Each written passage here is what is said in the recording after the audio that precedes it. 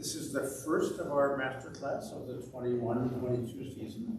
We're so grateful that we could finally have parents and family here. We're very happy that our friends at the Carriage House Violin Shop, who not only supplied violas and other instruments to us, have graciously provided their videographer to stream this masterclass and to record it for posterity. So thank you to the Carriage House and to Robert Mays, who's the director of sales there, wonderful cellist, who's actually going to come and give a masterclass later on during the season, which will be great. Before we get started, I want to introduce to our ChamberMusicLab family our two new fantastic faculty assistants. Come up here, guys. Take your masks off so we know who you are. Santiago Vasquez, who some of you have met, and Julian Sene, however I want to say it. These guys are both students of Kim Kaskashian at the New England Conservatory. And through good offices of Kim, who came to our concerts last year, we learned about these guys, and they're here every week helping violinists become great violists. It's a plot, right? And generally helping with the group. So thank you guys. I just wanted to make sure that you would.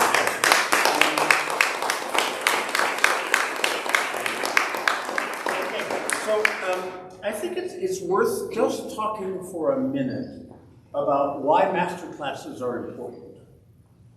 First of all, they're a great performance opportunity for all of you guys as you go through the semester. Performance is where you learn stuff you just can't learn in rehearsals and coachings and in your practice room. You all had that experience. How do you deal with your bow shaking? How do you deal with things that you never imagined could happen to you are surefire to happen in performance until you sort of learn how to deal with that stuff. So that's the first thing. It's a great chance for these guys to get performance experience. For the rest of you in the program, it's a great opportunity, A, to be inspired by your colleagues and the work they do and the performances they give, but also to learn the repertoire. And I think that's a really important part of this. The chamber music repertoire is vast, and for you to spend a year not only on your own pieces, but the pieces that your colleagues are learning is very important. The third thing that I think is important about master classes is what I call sort of extrapolation from things you observe in your colleagues playing, and you say, wow, I could do that. That's a really interesting thing to do. Or things that you hear from what gets discussed in the class that might apply to your own work. The last thing is that it's an opportunity for you to develop your critical listening skills. And so you should always be asking yourself, if I were giving the class today, what would I be saying to these folks? Because those are the same skills that you need in rehearsals to be able to talk to each other. I think one of the biggest challenges that we face in the lab is for all of you guys, including these guys who are experienced chamber music players, learning how to talk to each other. It's an essential skill. Learning how to say, Naomi, I wish you would play a little bit faster there. Chris, I wish you'd give me a better cue there. Could we do our things together so that we're not unclear about bowings or fingerings or phrasing or any of those things? And I would say that, although I'm in awe of all of you guys who are in this program, I think the thing that you need to work on the most is learning how to talk to each other. It's a life skill that chamber music is the perfect venue for you to acquire that skill. So think about what you would say if you were the coach listening to these guys, and try to learn how to verbalize those thoughts. So 4 things: performance opportunity, inspiration, learn the repertoire, learn how to think about how you would articulate your own perceptions of what they're doing to them. So let's move on to music.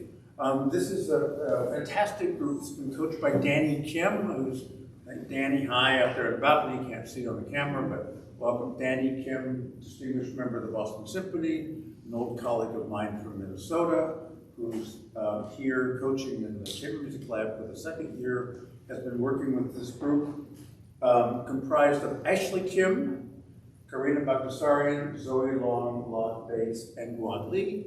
And they are going to play the first movement of the piano quintet, actually the second piano quintet by Dvorak, but this is the famous one, A major, opus 81. So let's welcome these guys to play Dvorak piano quintet first movement.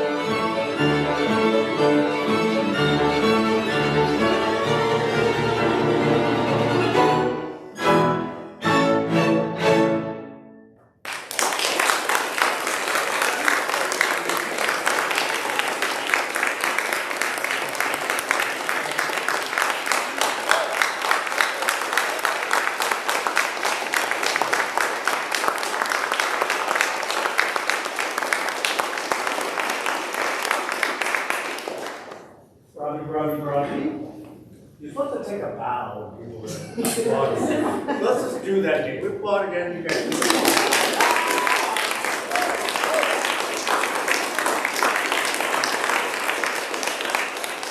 Yep. So many of the learning curves about performance are just strange experiences for us as human beings, right? And there's some things you just have to learn, like when you bow, keep your feet together. There's no worse look than this, right? It's terrible. Now we put it on film. Oh my God, it's terrible. Don't do that. You'll be surprised at how many famous musicians who play fantastically and stand up and look like idiots because they bow with their feet upright, right? So learn how to bow. Get some instincts. There's nothing worse than a great performance. People don't know how to bow and they stand around the stage because they don't know what to do, right? So you gotta, as part of your preparation for concerts, you gotta think about what you're gonna do on stage, right? Okay, Danny, bravo, great job coaching. I think this is one of the most fantastic pieces ever written. Played it a million times. I love playing this piece, but it has its challenges. And let's see if we can kind of dig into what some of those challenges are. I asked them to play the repeat. Now, I happen to be a big proponent of repeats. There are lots of pieces that composers wrote without repeats, so I think we can assume that when composers put repeats in the music, they meant for it to be played. But more importantly than that, I think there's something about the experience of hearing what we call the exposition in this traditionally sort of sonata form music, where you hear the music, the sort of exposition, the exposing of the ideas twice before they get developed. And it also changes the basic architecture of the piece. A lot of times when I hear performances where the repeat is skipped, that I feel like the piece is out of balance. So I'm glad you took the repeat. I know I asked you to, so you did, but still, I'm really grateful for it because I think it changes our experience. And one of the things that I experienced about this piece, listening into it with the repeat, which you almost never hear in concerts, is how much of kind of a redo of the exposition the development section of this piece is. It sounds a lot like the music of the exposition, and therein lies a challenge in this piece. There is a kind of sameness to it. How many times do we hear da, da, da, da, right? A million times, right? So your job is to be relentlessly compelling. Always be of interest. Sometimes you hear performances, and a little bit, this was true in what you guys just did, is say, oh, here it comes again, okay, I'm playing it again, right? Your job is to be intently interested in conveying the meaning of this music, and it may vary from time to time. So that's kind of a double or triple invitation. First is always be compelling. Second, have the courage to vary the rhetoric a little bit of what you're doing, and just be aware of how that fits into the overall art of where you are in the piece. Sometimes I felt like you guys were getting a little bit lost in the piece. So that's one thing to think about. The second thing to think about is that I think this piece, maybe as much or maybe more than a lot of pieces of the work, is about character.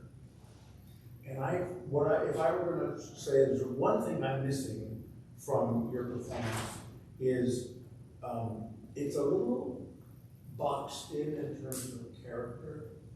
Have you ever been to the Czech Republic? You're going, I know, this summer with the Boston Philharmonic Youth Orchestra, right? Maybe you can play it in Prague. That would be a great experience for you. The Czech language is the most beautiful language, and the Czech people are fantastically generous, warm people. The architecture is to die for. And that makes its way into the music. There's a kind of warmth. If you listen to the old recordings of the Czech Philharmonic Orchestra, in fact, if you still listen to it, the sound is so warm and so beautiful. And I find it just a little bit reserved on the approach. So what I'd like to do is choose a couple places to work on sort of warmth of sound. The other thing I'd like to do in the brief time that we have together is to talk about how to make the big moments effective, right? There are these, like the recapitulation is one, maybe that's a place for us to start. And when you arrive back at the big place, which sort of sounds like a development, sort of sounds like a recapitulation, and isn't really a recapitulation until it actually plays the tune again, because the cello never gets to play the tune again after the first twice. Another nice reason to play the repeat, so you get to play the cello solo twice. So could we do that? Could we start from ba ba ba ba ba ba ba ba ba ba ba ba? And here's another thing, Zoe.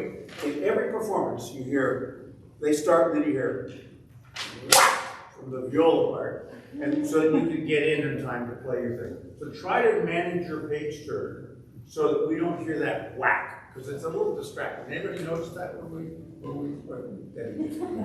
she knows it. She knows the routine, right? So memorize it or turn quietly or something. So could we just go right with help you with a letter before that? Yeah. So let's just go back about 8 bars before that. Yeah. So from H, let's go from H. Color, color, color, color, color. Oh, sorry, one last thing. Strangely enough, I'm sitting here with a concert grand. I missed the piano in some really key places. I thought it was a little string heavy, so you're holding back a little bit too much going. I think you could play out a little bit more sometimes.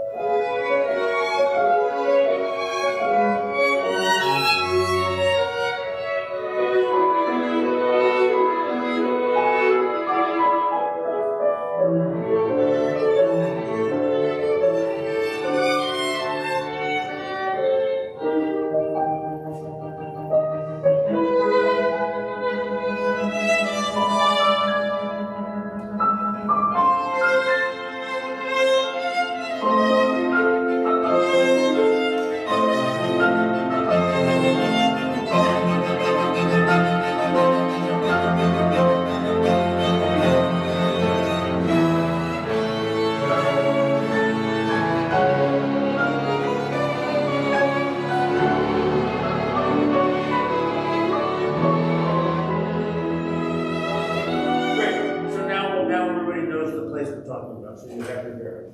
So you got, I think it's 3 or 4 repetitions of and then Can you guys be more meandering in there? Don't be quite so directional. Don't be so sure of where you're going. You're telling a story to the audience here, right? And they don't know the outcome. You know where you're going, but they don't know where you're going, right?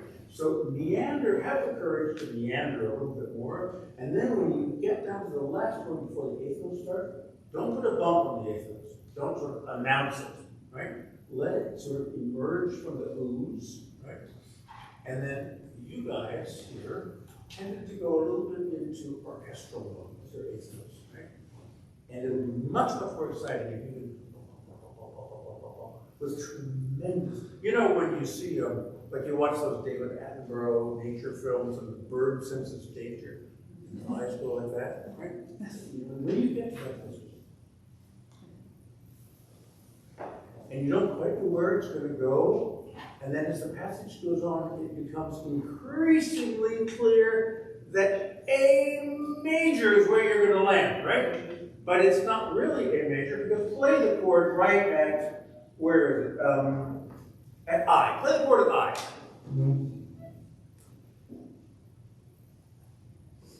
Right, so what's wrong with that chord if you're in A major? Anybody know? Doesn't feel quite like home, does it? Why not? Because there's no A in the bass. There's a great big E in the bass, right? So we haven't quite arrived. So if you can keep going beyond that place, because Ashley gets the recapitulation. Right? This sounds like the recapitulation, but it's not quite. So there's a little ambiguity in there that I kind of miss. It feels like when you get to I, you've arrived, and I want you to keep going this time, right? And so can we go all the way back to what's that other letter? H. Okay, great.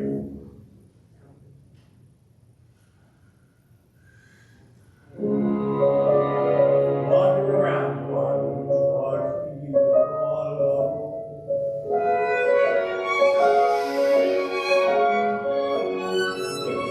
just be part of the color. Don't be soloist. Just be part of the color. Right, do it one more time. Wander more at one.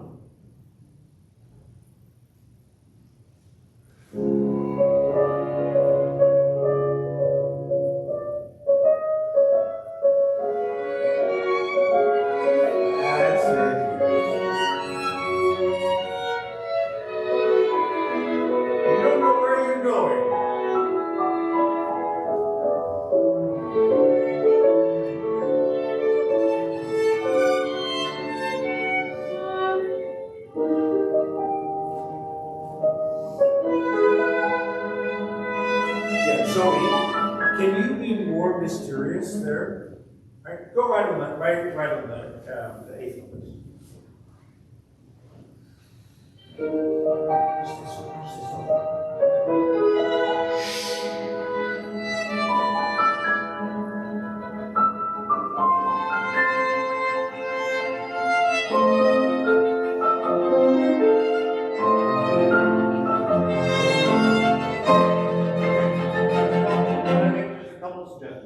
First of all, this is weird. The tune is da, da, da, da, but he writes in the field part, he writes dum, da, da, da, da. Weird, right? So don't be embarrassed about that. A lot of times it sort of sounds like the viola player just sort of changing their bow because they want to get back to the down bow.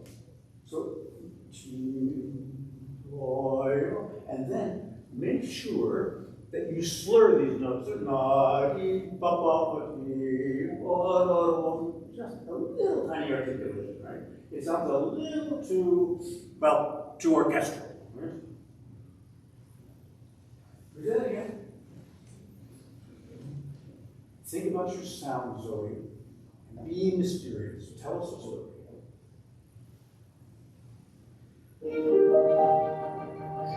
Not together, not together.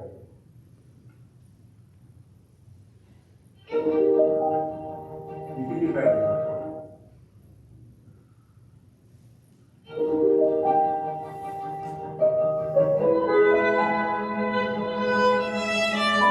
Breathe, roll out the left two. Hold back. Now again, insist. More.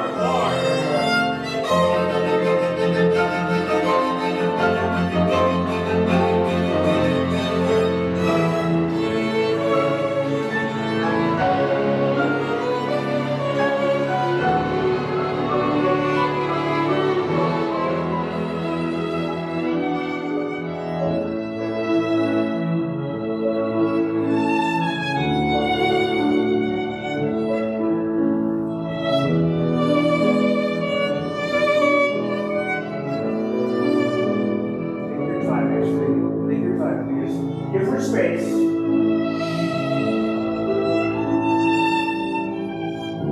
can do even more. Be more courageous, right? Okay, I want you to try one thing. Would you try not making such a big deal out of the arrival on the big low E in the bass, right?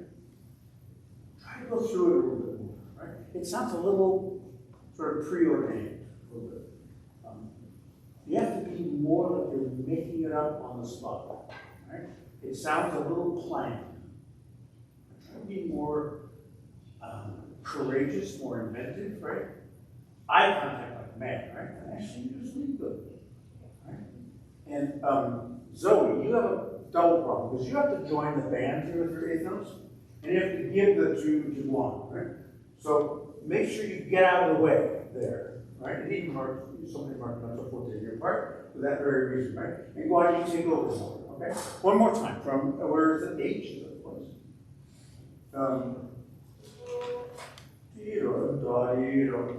This is such an important place. Color and character, courage.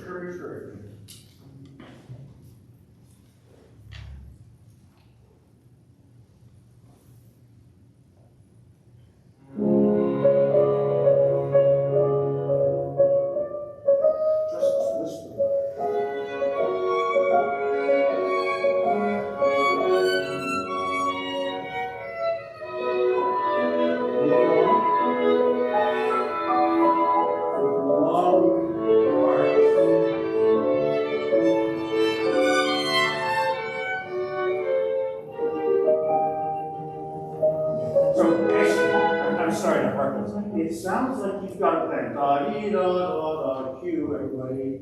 Make sure your eighth notes are together, right? Let's be more organic from that. You're too good musicians not to be able to just feel it together. They don't need it to. They know exactly what, they're just going to follow you, right? So just da-dee-da-da-da-da. Courage. Trust your colors. That's like the Chamber Music model. Trust your colors. And I suppose the corollary of that is be trustworthy, right?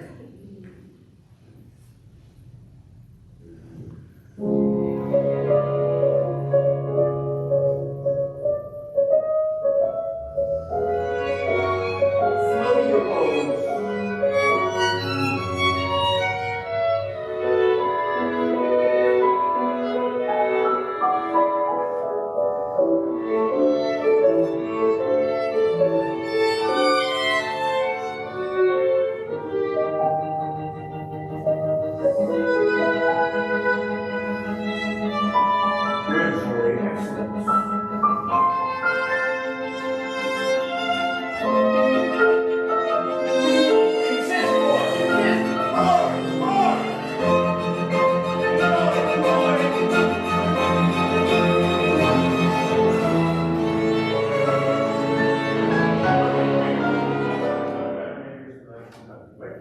Here, look. When you get to this, here's another quality that I miss in your performance, is I can get this sense. It's all a little down. So here's a place, and we'll do the places from the very end of the moment, where just the world opens up, right? And so lengthen your spine, sit back in your chair, make a huge, warm, rich sound, right? Don't be buried down in the sound, right? Just as like the world opens up there.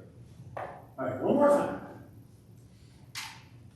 Courageous, more inventive one.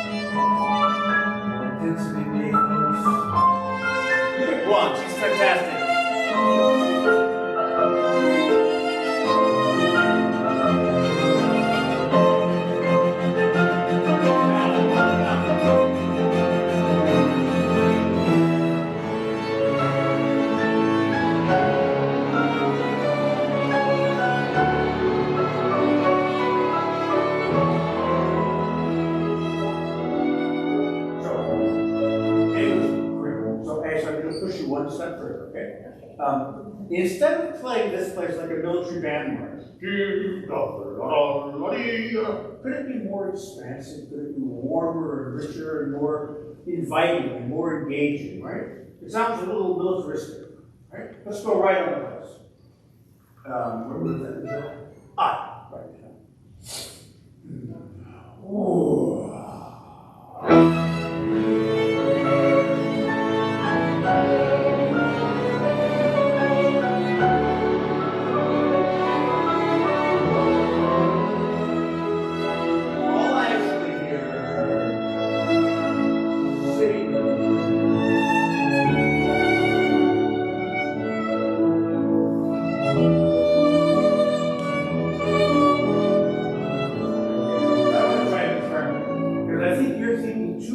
About your colleagues and whether they're going to do it.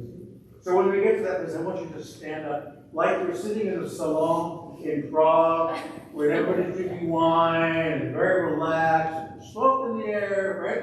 And you're going to play everybody a beautiful tune. All right? Stand up. Yeah, when we get to that place, right? Just go right flying one more time. Whoa. There you go.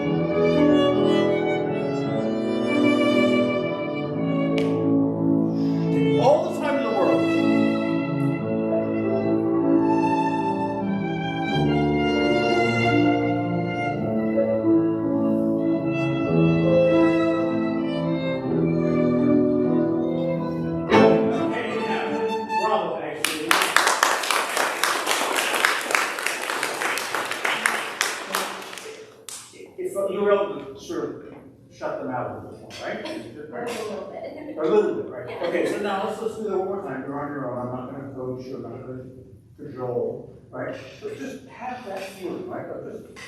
And you know, I just want to say a thing about rubato. Sorry, I had my back here. I want to say a thing about rubato. In the 50 years that I've been playing and teaching in Boston, there seems to be an increasing fatwa against rubato, right? People are afraid to take time. Imagine if you were afraid to take time when you were speaking, right? Because that's what you're doing, you're telling a story, right? Imagine if you just told everything, said, oh my God, I better hurry, because I just took a little time, right? That's what happened, that's what's happened here.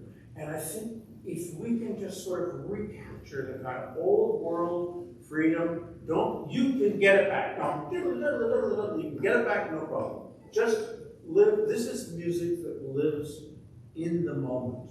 Have you all had that experience of just being in a place, in a moment where it's a time unto itself, right? There's nothing else in the world going on, right? And that's what you have to convey to us, right? I have the sense that you're worried that someone's going to tell you that you took too much time. Right? Not you. Okay? Right. One more time, right? From H, right? Be creative.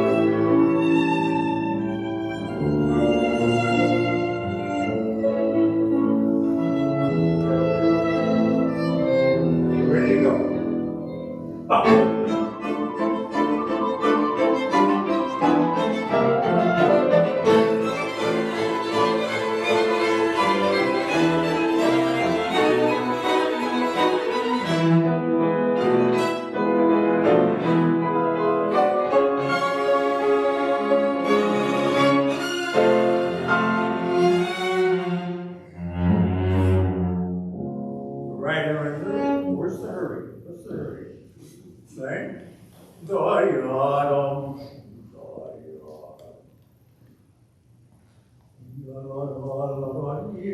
Tell stories. Okay, we don't have time to do this right now. We're going to skip to the end. But I want to think about these big places.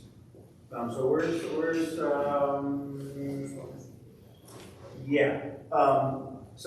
going to just jump ahead to M, right? So play from M so everybody has the context.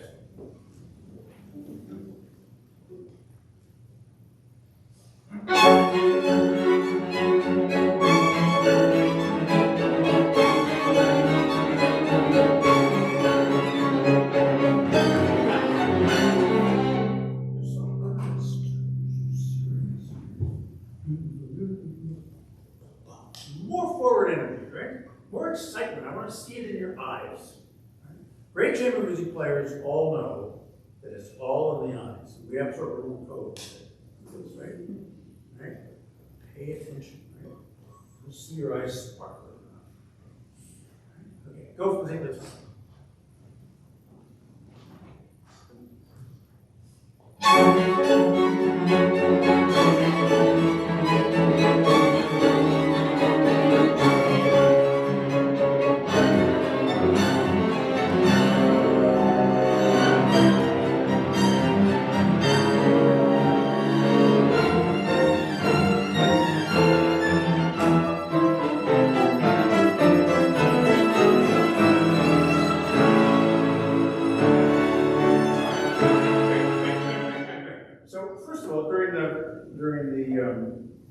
first bit in the eighth note, can you feel like they're trying to outdo each other a little bit?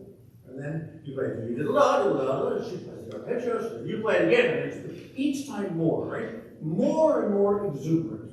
Right? This is one of the most incredibly exuberant endings of all of music, right? But we just need that exuberance. And then when you finally play the chord at the place, where is it? Fortissimo. This part. Yeah, play the chord.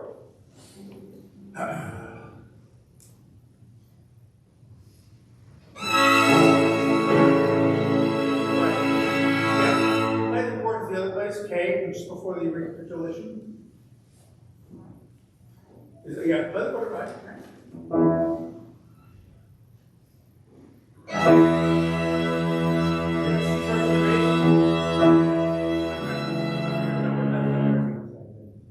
Yeah. After I. Or no, right on I. Sorry, right on I. That's good. That's the bass, right? Play that chord. Now, play the chord where you just were. The big chord at the turn. Fortissimo.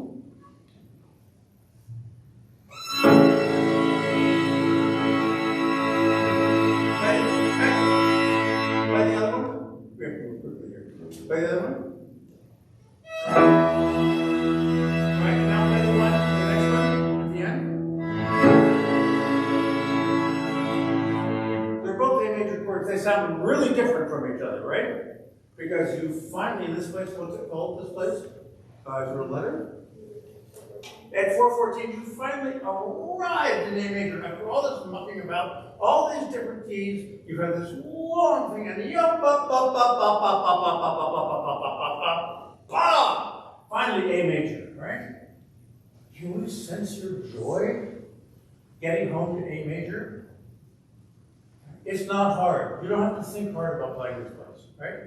Just, they want to know your joy. They don't want to know about your A major chord. They want to know your joy, right? So give them some joy.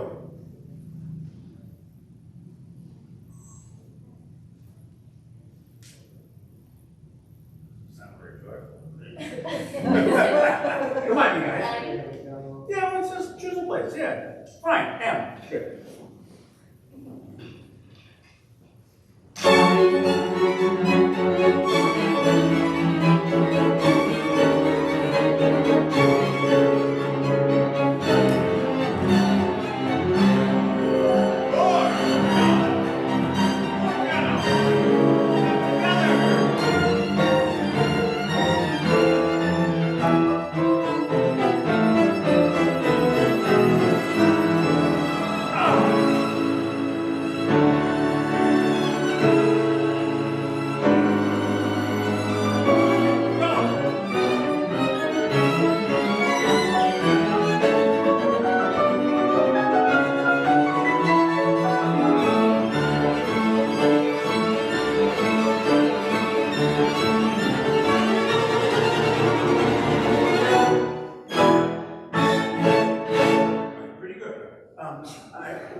Pretty good. I wish there was more sense of exuberance going to the end. After you get to the fantastic A major place, you play the tune in A major fortissimo like a big chorale, right? And then there's this dum, ba ba ba ba ba ba, and again and again and again. You just have to whirl yourself up into just exuberant, like a dervish, you know. All right. I want to hear you go completely out of control, over the top. And make these people say, wow, I wish Alice was a little bit more under control. And you can't do it. I defy you to be too much. Okay. All right, say one more. You can bear it one last time. From K, where that is, yeah. From diddle dum, diddle dum, diddle dum. Yeah.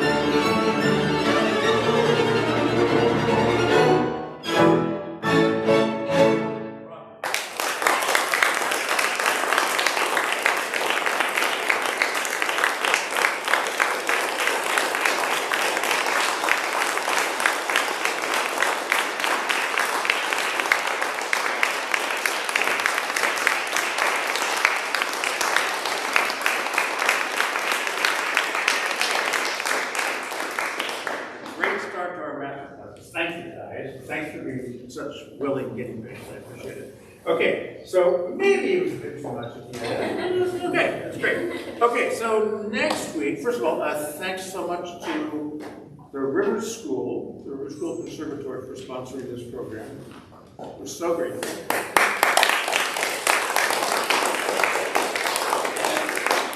Thank you to Carrie Chouse for filming it and transporting it out into the cyberspace. We appreciate it. Next week, the Ghost Trio is going to play, and take for a key, please. And we'll work on the Ghost Trio Beethoven, one of the great masterpieces of his period. And so thank you all for a great start. Bravo to Ashley Kim, Karina Bhattacharyan, Zoe Long, Lot Bates, and Guan. Bravo.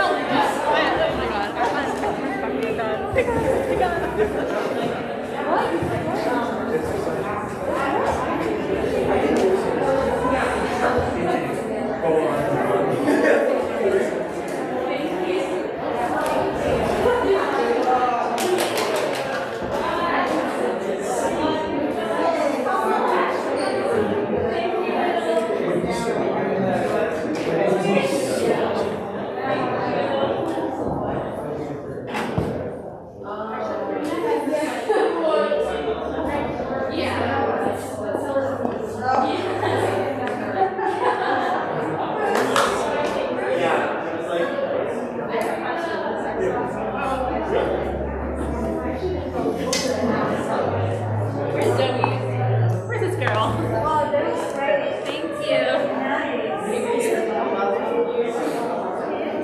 especially